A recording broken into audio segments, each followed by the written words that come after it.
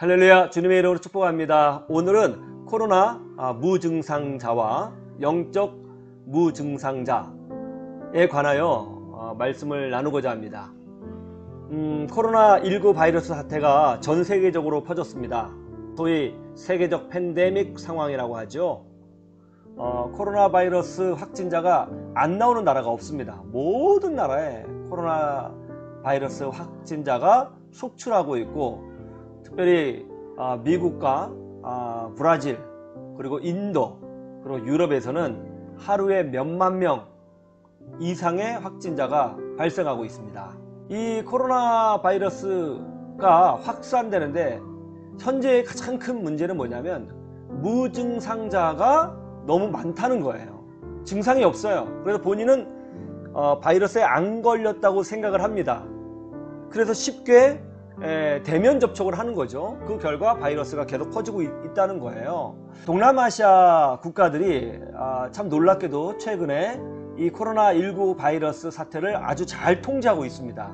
가장 성공적으로 하고 있는 나라가 대만이죠. 대만은 이미 3월 달에 코로나 바이러스를 거의 정복을 했습니다. 그리고 이제 태국, 베트남, 말레이시아가 코로나19 바이러스를 아주 적절하게 통제를 잘해서 다른 나라에 비해서 확진자가 아주 현저히 작은 상황입니다. 말레이시아 같은 경우 어떻게 통제했느냐, 언론을 보면 이렇게, 제가 직접 말레이시아 언론에 들어가서 봤거든요. 신문을 봤더니 이렇게 통제를 했습니다. 3월 18일부터 4월 28일까지, 그러니까 한 달이 넘게끔 이 코로나 바이러스가 확산되자 락다운을 했습니다. 락다운. 그래서 그 엠코 명령을 시행을 했습니다. 엠코 명령. 엠코가 뭐냐면 Movement Control Order라는 명령을 이제 시행을 한 거예요. 그래서 락다운을 했는데, 어떻게 락다운을 했냐면 절대로 밖에 나가지 못하는 거예요. 모든 사람들이 밖에 나가지 못합니다. 모든 상점, 회사, 관공서, 공항, 항만, 철도, 버스, 차량 운행 다 금지한 거예요. 마치 민방위 훈련처럼 말이죠. 완전히 꽝 닫은 겁니다. 가게가 하나도 못 여는 거예요. 그럼 어떻게 먹고 사느냐? 허가받은 사람 한 사람만 국가에서 지정한 식료품 가게에 가서 쌀만 사올 수 있는 거예요. 그렇게 락다운을 했어요. 절대 이동하지 못합니다. 동네에서 동네 이동도 못하고요. 자기 집에서 옆집에 가지도 못해요. 나라 간 이동도 안 됩니다. 또 도와 도 사이를 넘어갈 수 없어요. 뭐 경상도에서 뭐 충청도로 갈 수 없습니다. 그냥 꽉 막은 거예요. 락다운. 한 달이 넘게끔. 그런데 그 락다운을 했는데도 확진자가 나오는 거예요. 그러면 가서 그 확진자뿐만 아니라 접촉한 사람 전부, 그리고 마을 사람 전부를 다 조사해서 다 격리를 시켰습니다. 그래도 확진자가 계속 나오자 4월 28일까지 하기로 했던 이 그 락다운을 6월 9일까지 연장을 합니다. 거의 2달 넘게 연장이 된 거죠. 아무것도 움직이지 못해요. 다른 나라에서 사람이 들어오지도 못합니다. 국경도 다 폐쇄를 했어요. 그렇게 연장을 했습니다. 그리고 나서 이제 6월 9일부터 RMCO Recover Movement Control Order에서 회복을 위한 이동 통제 명령을 시행을 했습니다. 즉 이제 코로나 바이러스 확진자가 확 줄었거든요.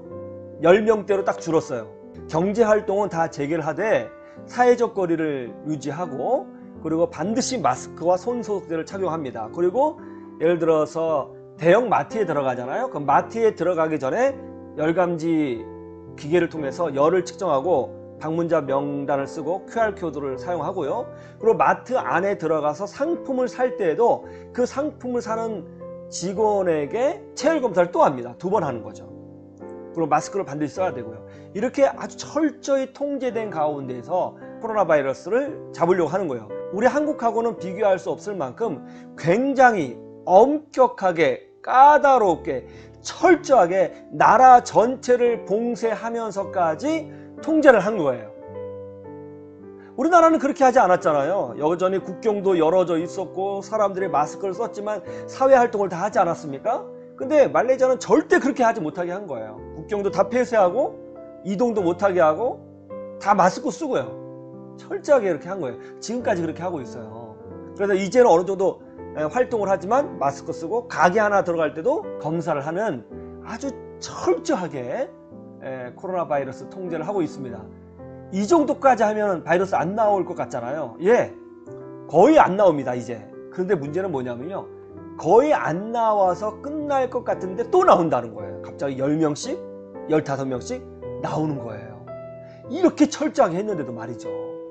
아마 우리나라보다 한 몇십 배 더 철저히 하고 있는 거거든요. 한 명만 나와도요, 그 사람만 검사한 게 아니라 그 마을 전체를 다 검사할 정도로 철저히 하게 하고 있거든요.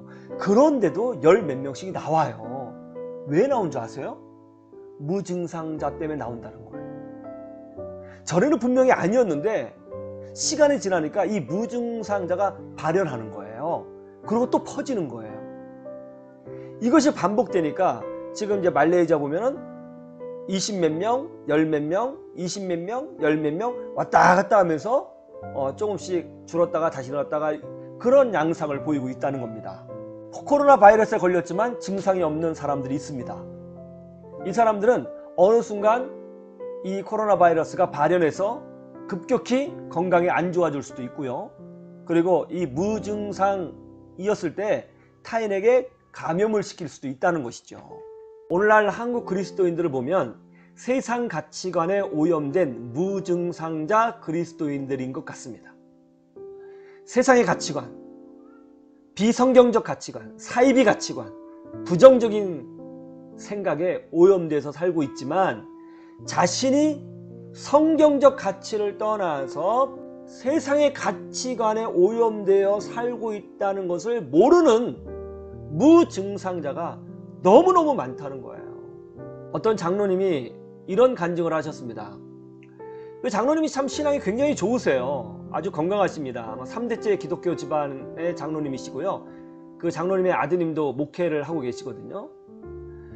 그런데 그 장로님이요, 본인이 제일 싫어하는 것이 자유주의, 그리고 안티 기독교적 기독교 언론, 비성경적 자유주의 급진 언론, 이런 것들을 굉장히 싫어하신대요. 그래서 그런 언론들이 말하는 한국교회 비판, 한국교회 개혁하자, 그런 이야기들 굉장히 싫어하시고 거기에 대해서 아주 신랄하게 반대의 입장으로 서십니다. 비판하시는 장로님이신데, 그 장로님이 그 언론을 계속 보셨답니다.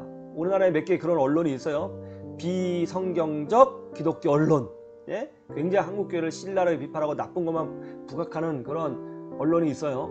그걸 계속 이제 읽으시면서 그 언론을 비판하신 거죠. 그런데 어느 날 다른 장로님들하고 또 목사님들하고 이야기를 하는데 자기도 모르게 그 언론에서 평소에 말했던 것을 말하고 있더라는 거예요. 그러면서 한국교회 개혁돼야 된다느니, 목사님들 개혁돼야 한다느니, 이런 것이 나쁘다느니, 한국교회가 썩었다느니 자기가 그 말을 하고 있더라는 거예요. 그걸 비판하면서 그 자유주의, 급진, 세속적 기독교 언론이 말하는 걸 따라하고 있더라는 거예요. 자기가 깜짝 놀랐답니다. 그 언론은요, 동성애도 인정하고요, 한국교회를 막 나쁜 것만 부각하는 그런 언론이에요. 비판하면서 봤지만 자기가 은근히 물들어 버린 것이죠. 앞으로 한국교회는요, 전통적 가치를 상실하고 이 장로님이 자기도 모르게 물들은 것처럼 사회적, 자유주의 신학적, 그리고 안티 기독교적, 그리고 세속적 가치관을 주장하는 사람들이 교회에 넘쳐나게 될 거라고 저는 생각합니다. 그러면서 점차 한국교회는 힘을 잃어가게 되겠죠. 급기야는 어쩌면 영국교회처럼 한국교회는 1% 미만의 교회로 남을지도 모르겠습니다. 이렇게 가다가는요, 그동안 한국교회가 크게 부흥하고 또 선교국가로 성장한 이유가 뭐였습니까? 교회가 막 개혁을 해서 진짜 완벽해서 이렇게 했었나요? 그렇지 않죠. 그런 안티기독교 언론에서 말하는 것처럼 한국교회가 그렇게 했다면 진작에 한국교회 망했을 것입니다. 교회는요, 인간의 가치관이나 인간의 조직으로, 인간의 어떤 정화 능력으로 교회가 교회되는 것이 아닙니다. 교회는 성령의 역사가 있어야 되고요, 하나님의 은혜가 있어야 됩니다. 하나님의 은혜가 있고 성령의 역사가 우선돼야 교회가 교회다워지고요, 하나님의 일을 감당하는 거예요. 여러분 모세 보세요. 모세가 완벽해서 이스라엘 백성을 이끌었습니까? 모세 문제가 많았잖아요. 살인도 했고요, 여자 문제도 있었고요, 또 인격적인 문제도 있었고요. 성격이 급하기도 했습니다. 그걸 하나님이 붙잡고 계시니까 모세가 모세로서 역할을 다했던 거죠. 사도 바울은 어떤가요? 완벽했나요? 바나바는 어떤가요? 완벽했나요? 예수님의 제자들은 어떤가요? 완벽했어요? 그렇지 않아요. 교회는 완벽해서 또 세상 사람들은 이야 완전히 깨끗하다, 야 이 교회는 진짜 엄청 완벽하다, 그래서 교회가 부흥하고 성장했던 것일까요? 아니요. 하나님이 함께 하셔야 되는 거예요. 하나님이 함께 하셔야 되는 것입니다. 성령이 역사하셔야 되는 것입니다. 거룩이란 뭐냐? 세상의 것들을 구별해내는 것이 바로 거룩입니다. 그동안 한국교회가 부흥하고 성장하고 선교의 국가로 섰던 것들은 하나님의 은혜 때문이에요. 물론 교회는 끊임없이 개혁되어야 합니다. 동의합니다. 우리가 완벽하지 못하니까요. 그러나 세상적 가치관으로 개혁되는 것이 아니라 성경적 가치관으로 개혁되어져야 하는 거예요. 그런데 많은 사람들이 세상의 가치관으로 교회를 바꾸려고 합니다. 그러면 교회는 망합니다. 힘을 잃어버립니다. 교회는 기업이 아닙니다. 조직이 아닙니다. 어떤 도덕과 윤리단체도 아닙니다. 교회는 하나님의 집이요 그리스도께서 머리로 계신 성령 공동체입니다. 우리 안에 들어온 세속적인 생각, 세상적인 가치관, 부정적인 생각, 비성경적인 생각, 이런 것들을 제거해 나갈 때 강력한 하나님의 임재와 축복을 경험하게 되는 것입니다. 이것이 없으면 교회는 교회가 아니에요. 하나님의 임재가 있는가, 성령이 역사하시는가, 이게 제일 중요한 거예요. 교회는요. 사실 교회는 뭐 다른 조직 필요 없어요. 하나만 있으면 돼요. 하나님이 임재하시는가, 성령이 역사하시는가. 그렇지 않아요? 그것이 있기 때문에, 뜨거운 하나님의 말씀이 있기 때문에, 생명수 같은 하나님의 말씀이 있기 때문에 교회에 와서 말씀 듣고 성령 충만하고 은혜를 누리고 하나님의 역사를 경험하는 것 아닙니까? 우리가 교회 건물을 보기 위해서 교회 다닙니까? 교회보다 좋은 건물 엄청 많아요.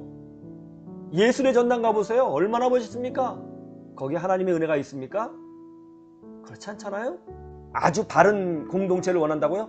그럼 변호사협회에 가입하시면 됩니다. 변호사협회. 거기에 하나님의 은혜가 있나요? 그렇잖아요. 옛날 시골교회를 한번 생각해 보세요.